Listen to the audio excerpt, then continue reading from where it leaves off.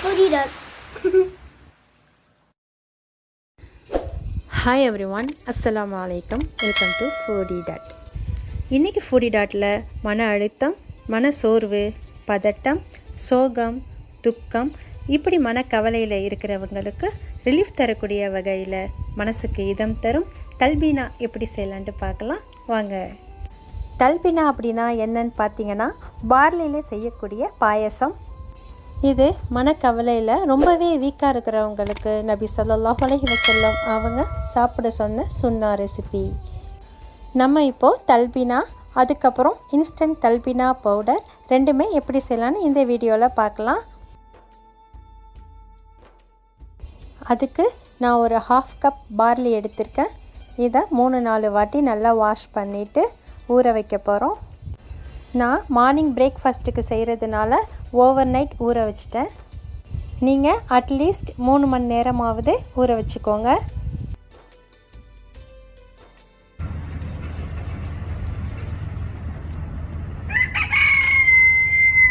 Morning பார்த்தீங்கன்னா நல்லா ஊறி வந்திருக்கு. இதை ஒரு ப்ரெஷர் குக்கரில் சேஞ்ச் பண்ணிக்கலாம். இந்த பார்லி கூட 1 கப் தண்ணி 1/2 கப் பால் சேர்த்துக்கிறேன்.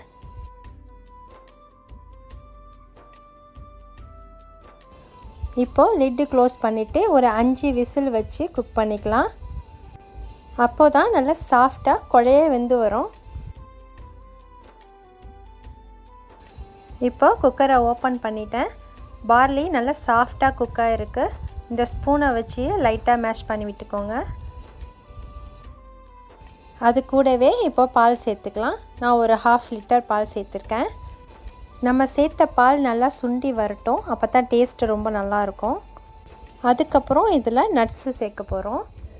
நான் இங்கே மெலன் சீட், பைன் நட்ஸ், பிஸ்தாச்சியோ, பாதாம் எல்லாம் எடுத்து வச்சுருக்கேன். இங்கே பேரிச்சம்பழத்தோட விதையெல்லாம் எடுத்துகிட்டு தின்னாக ஸ்லைஸ் பண்ணி வச்சுருக்கேன். அதுக்கப்புறமா கொஞ்சம் தேன் எடுத்து வச்சுருக்கேன். இப்போ கொஞ்சம் திக்காகிடுச்சு. இப்போ இது கூட 1/4 டீஸ்பூன் உப்பு சேர்த்துருக்கேன். ஒரு 1/2 டீஸ்பூன் ஏலக்காய் பொடி சேர்த்துக்கலாம். நம்ம தின்னாக ஸ்லைஸ் பண்ணி வச்சுருந்த பேரிச்சம்பழத்தையும் சேர்த்துக்கலாம். அதுக்கப்புறம் நட்ஸ்லாம் எடுத்து வச்சுருந்தோம் இல்லையா, அதையும் சேர்த்துக்கலாம். உங்கள்கிட்ட என்ன நட்ஸ் இருக்கோ அதை சேர்த்துக்கோங்க. பாதாம் பிஸ்தா மட்டும்தான் இருக்குன்னா பரவாயில்ல, அதை கூட சேர்த்துக்கலாம். இப்போ எல்லாத்தையும் நல்லா மிக்ஸ் பண்ணி விட்டுடலாம். நம்ம ஆட் பண்ணியிருக்கிற டேட்ஸ்லாம் கொஞ்சம் குக் ஆகிறதுக்கு ஒரு 2 மினிட்ஸ் மட்டும் குக் பண்ணிக்கலாம். அதுக்கப்புறம் ரெடி ஆகிடும். அவ்வளோதான். இப்போது தல்பீனா ரெடி ஆகிடுச்சு. இதை ஒரு சர்விங் பவுலுக்கு ட்ரான்ஸ்ஃபர் பண்ணிக்கிறேன். இந்த தல்பீனாக்கு சுகர், வெல்லம் இப்படி எதுவுமே சேர்க்கக்கூடாது. பேரிச்சம்பழத்தோட ஸ்வீட்டும் இந்த ஹனியோட ஸ்வீட்டும் மட்டும்தான் நம்ம சேர்த்துக்கணும்.